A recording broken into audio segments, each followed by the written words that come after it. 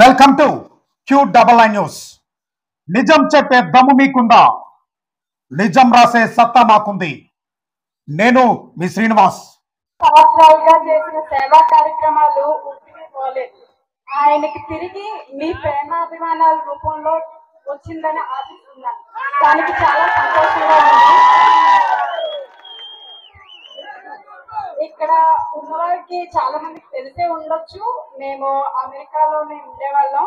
గత 14 సంవత్సరాలుగా పిల్లలతో విలాసవంతమైన జీవితం గడుపుతూ ఎంతో సంతోషంగా ఉండేది. ఎప్పుడు ఊహించలేదు ఇలాగా రాజకీయాల్లోకి వస్తారని కానీ, మా జీవితం ఇలా మలుపు తిరుగుతుందని కానీ ఎప్పుడు ఊహించలేదు.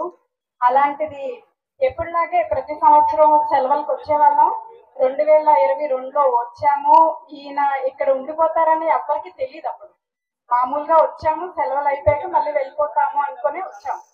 కానీ ఒకానొక సందర్భంలో బాబు గారిని కలవాల్సిన పరిస్థితి వచ్చింది. ఈయన అప్పుడు ఆయనకి విరాళం అందించడానికి వెళ్ళినప్పుడు ఒకటే కోరారు, మీ ఎస్కోట నియోజకవర్గంలో కూడా నీ వంతు సహకారాలు చెయ్యాలి, నీకు పార్టీ సహకారం ఎప్పుడు ఉంటుంది, నీ పనులు నువ్వు చేసుకుంటూ ఉంటే ఆ నియోజకవర్గం కూడా అభివృద్ధి చెందుతుంది, ఒకసారి ఆలోచించు అని చెప్పి చిన్న అంటే ప్రోత్సాహం కల్పించారు.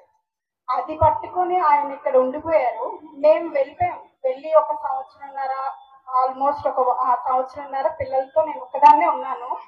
చాలా ఇబ్బందులు పడ్డాను. ఎందుకంటే పిల్లలు అస్తమానం అడిగేవారు, నాన్న ఎప్పుడు వస్తారు, ఎప్పుడు, ఎలా, ఏంటి, మనం వెళ్తామా ఇండియాకి, లేకపోతే నాన్న వచ్చేస్తారా అని చాలా సార్లు అడిగారు.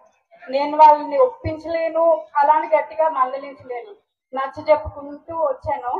నేను కూడా న్యూస్ అన్ని ఫాలో అవుతూ ఉంటాను, చూసేదాన్ని. ఇక్కడ చేసే సేవా కార్యక్రమాలు, ఈయనకి వచ్చిన ఆదరణ అన్ని చూసి నాకు కూడా చాలా గర్వంగా అనిపించింది.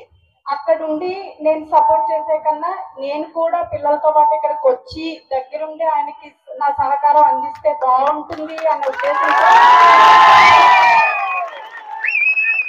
పూర్తిగా నా పిల్లలకి తీసుకొని మేము వచ్చేసి దగ్గర 6 నెలలు అవుతుంది. ఈ 6 నెలలు నాకు ఒక కూతురు, బాబు. మా అమ్మాయి చాలా ఇబ్బంది పడుతుంది. తనకి చదువుకి చాలా ఇబ్బంది అవుతుంది. అక్కడ అంటే తను చదవడం స్టార్ట్ చేసింది అమెరికాలోనే. అక్కడ స్కూల్స్ కి ఇక్కడ దానికి చాలా తేడా ఉంది. తను చాలా ఇబ్బంది పడుతుంది, నేను చదవలేకపోతున్నాను, మళ్ళీ ఎప్పుడు వెళ్ళిపోతాము అని అడుగుతుంటే నాకు బాధ వేసేది. కానీ మా నాన్నగారి ఉద్దేశం చాలా మంచిదమ్మా, ఇక్కడ మనకి చాలా మంది నమ్ముకొని ఉన్నారు, వాళ్ళందరినీ వదిలేసి ఇప్పుడు వెళ్ళిపోలేము, అందుకని నువ్వు కూడా కొంచెం అర్థం చేసుకొని, టైం పడుతుంది కానీ కొంచెం అర్థం చేసుకోమ్మా అని చెప్పి నచ్చ చెప్పుకుంటూ తీసుకొచ్చాను. ఈ రోజుకి బాగానే అర్థం చేసుకుంది. తను కూడా చాలా ఆనందపడుతుంది. ఇంతవరకు మీరు మా న్యూస్ ఛానల్ని సబ్స్క్రైబ్ చేయలేదా? అయితే లేటెస్ట్ న్యూస్ అప్డేట్ కోసం వెంటనే మా ఛానల్ని సబ్స్క్రైబ్ చేయండి. మా ఈ వీడియో మీకు నచ్చితే తప్పనిసరిగా లైక్ చేయండి, షేర్ చేయండి మరియు కామెంట్ చేయండి. మా ఈ వీడియోను చివరి వరకు చూసినందుకు మీకు మా ధన్యవాదములు.